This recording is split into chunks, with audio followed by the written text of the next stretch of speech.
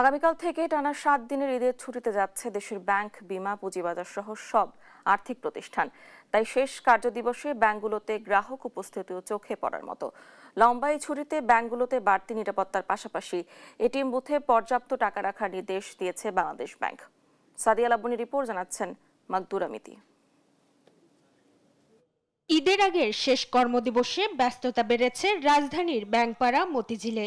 সোমবার সকাল থেকে প্রায় সব ব্যাংকের প্রতিটি শাখায় ছিল গ্রাহকের উপচে পড়া ভিড়। নগদ টাকা উত্তোলনের চাপে সেবা দিতে হিমশিম খাচ্ছেন ব্যাংক কর্মকর্তারা।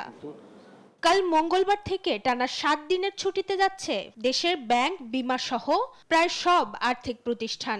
ছুটির আগেই নিজেদের প্রয়োজন মতো টাকা জমা, উত্তোলন ও চালানপত্র ডিপোজিট সহ বিভিন্ন সেবার বিল জমা দিতে ব্যাংকে ভিড় করেন গ্রাহকরা।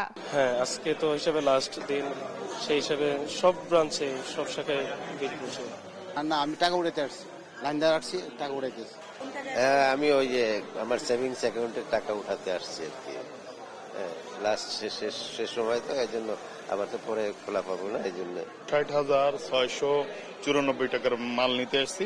এটা সরকারি জিনিস তো, এখানে পে করতে হয়, এখানে পে করে লাস্ট দিন তাই আসছি। লেনদেনের পরিমাণ ও নগদ টাকার সংকট আছে কিনা তা জানতে চাইলে রাষ্ট্রায়ত্ত ব্যাংকটির এ কর্মকর্তা জানান, এখন জমার চেয়ে উত্তোলনের পরিমাণই বেশি। এখানে যারা রেগুলার কাস্টমার আসছেন ওনাদের জন্য আমাদের ব্যাপক প্রস্তুতি রাখা আছে এবং সকল প্রকার ভাঙতি টাকা সহ যার যে চাহিদা অনুযায়ী যাতে আমরা পূরণ করতে পারি ঈদের আগে, যাতে একজন মানুষ সারা বছর ব্যাংকিং করুক কিন্তু শেষ দিন এসে যাতে মনক্ষুণ্ণ না হয়, কোনো কারণেই মনক্ষুণ্ণ না হয় উনি, এটার ব্যবস্থা করা আছে।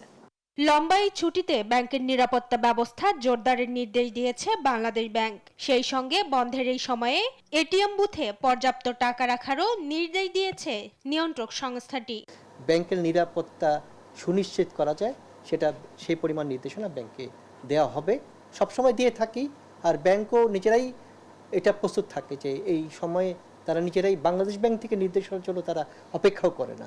তথাপি বাংলাদেশ ব্যাংক এই ধরনের নির্দেশনা দিয়ে থাকে, এবারও দিয়ে থাকবে। ঈদের ছুটির মধ্যেই বুধবার ও বৃহস্পতিবার পোশাক শিল্প খাতে নিয়োজিত শ্রমিক ও কর্মচারীদের বেতন, বোনাস ও অন্যান্য ভাতা পরিশোধের সুবিধার্থে কিছু এলাকায় সীমিত পরিসরে ব্যাংকের কিছু শাখা খোলা থাকবে। মাকদুরা মিতি, দেশ টিভি, ঢাকা।